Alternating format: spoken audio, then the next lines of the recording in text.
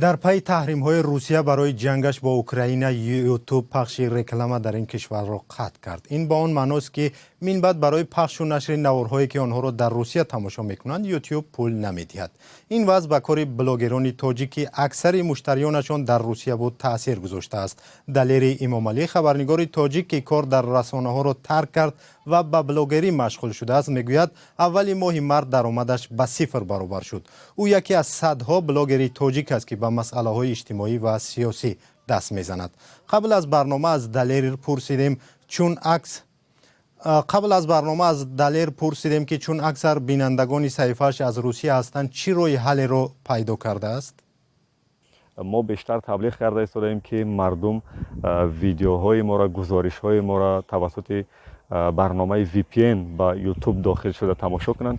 فکر میکنم اینه که از راههایی هست که ما میخواهیم دوباره همون درآمد قبلیمون را به دست بیاریم تا اینکه برای بازم فعالیت‌های بعدیمون اون درآمدها را خرج نماییم.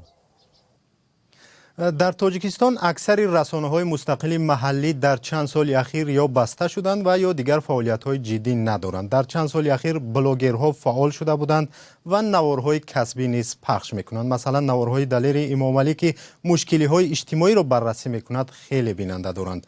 از دلیر امامعلی پرسیدیم که اگر وضع چنین ادامه پیدا کند آیا این به وضع آزادی بیان که تا جای آن را بلاگرها به وجود آورده بودند تأثیر می‌رساند یا نه؟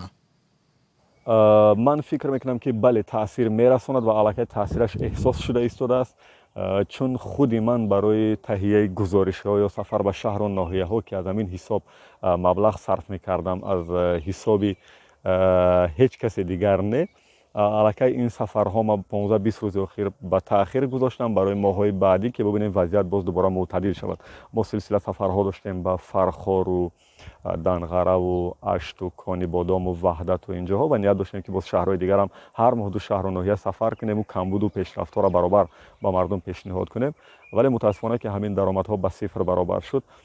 ما الکی این سفرهایی که خرج زیادی دارد موندیم برای روزی بعدی که دوباره اگر حالت معتدل شد و مردم با VPN ما را ببینند و ما باز این سفرها را دوباره برقرار کنیم. تشکر. دلیر امامعلی بلاگر فعال تاجیک بود که از دوشنبه با ما صحبت میکرد.